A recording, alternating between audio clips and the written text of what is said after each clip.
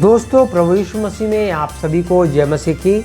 और मैं रुपेश भारद्वाज आज 21 दिसंबर की सुबह मैं आप सभी का स्वागत करता हूं डेली बाइबल न्यूज़ में।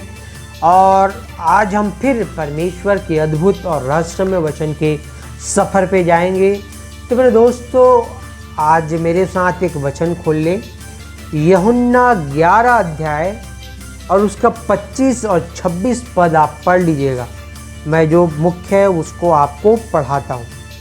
यीशु ने उससे कहा, पुनरुत्थान और जीवन मैं ही हूँ, क्या तू इस बात पर विश्वास करती है?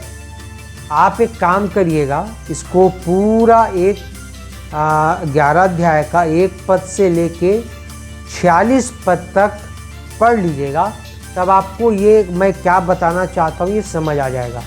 तो ये सबसे पहले तो आप इस वचन को पूरा पढ़ लें। आज का हेडिंग है मेरे दोस्तों, क्या आप यीशु से परेशान हो गए हो? हाँ, आज दुनिया में मसीह लोग, विश्वासी लोग, बहुत लोग बोलते हैं कि पास्टर जी मैं यीशु मसीह से प्रार्थना करते करते परेशान हो गया हूँ और मैं मसीह जीवन जीते जीते परेशान हो गया हूँ। बहुत सारे लोगों को परेशानी है यीशु मसीह से, इसीलिए मैं ये वचन आपके सामने लाया हूँ। तो यहाँ पे जो है मरियम और मार्था रहती हैं। लाजर ख़त्म हो जा रहता है। ये लाजर के कब्र के बाहर ये सारी बातें चलती रहती है।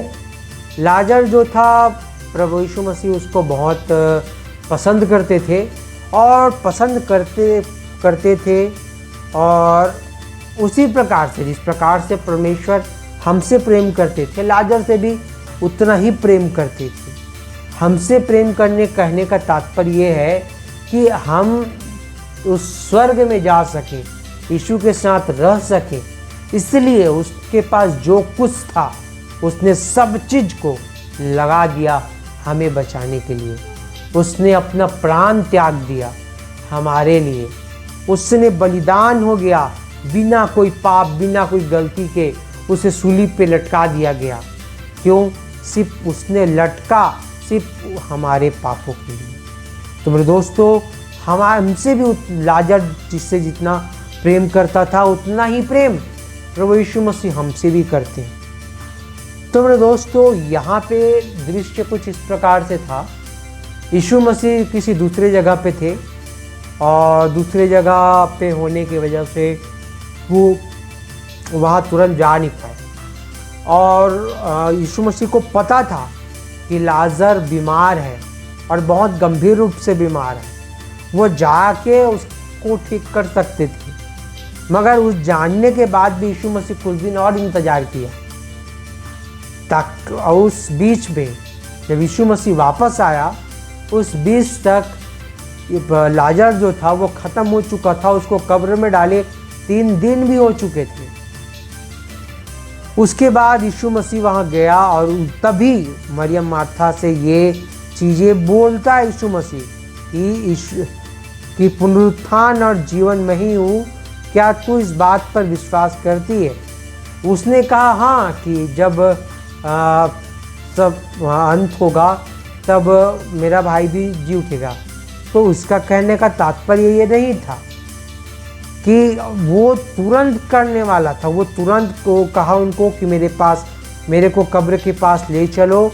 और यीशु ने कब्र का पत्थर हटवाया और कहा, लाजर बाहर आ जा। 3 दिन का लाश पड़ा था, कीड़े खा चुके होंगे और बहुत कुछ उसके शरीर में सड़ चुका होगा। उसके बावजूद वो सारे चीज़ नए बन के लाजर अपने पैरों में चल के बाहर आया। इससे बड़ी बात कुछ नहीं है मेरे दोस्त। उसी प्रकार से लाजर, आज भी हम देखते हैं कि बहुत सारे लोग बीमार के शिकार हैं।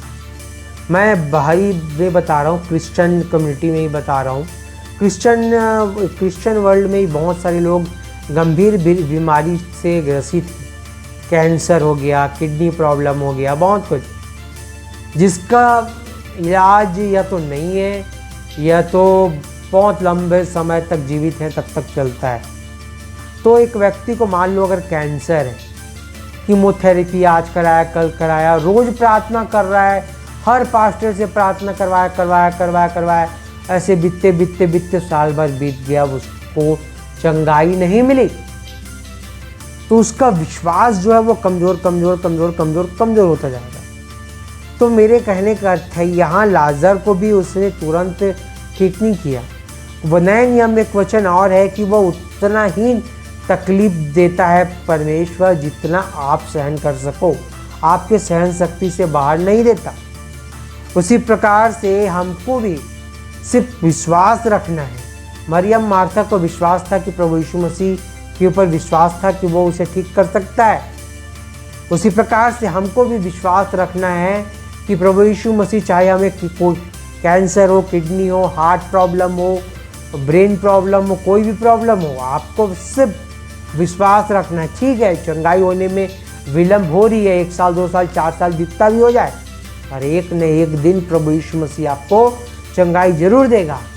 तो मेरे दोस्तों, हम यीशु से परेशान ना होकर सिर्फ उससे प्रार्थना करें और स्तुति करें। जितना बड़ा परेशानी उतना आप अपने प्रार्थना को बढ़ा दो। आप खुद करो, स्वयं के लिए करो। अगर आपकी शादी हो गई है तो आपकी पत्नी के साथ करो मिलके, क्योंकि आप दोनों एक ही अंग है, एक ही। तो मेरे दोस्तों, आज के लिए इतना ही। मिलते हैं आज शाम को, तब तक के लिए आप सभी को नमस्कार।